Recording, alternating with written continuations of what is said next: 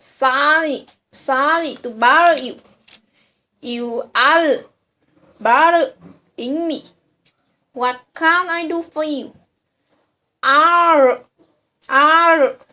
Jamie. You have a charming smile. Really? I am father.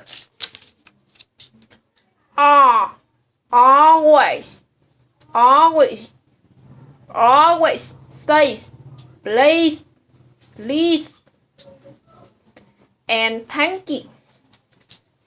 You should also say excuse me when you bump into someone. Good manner as so important. Are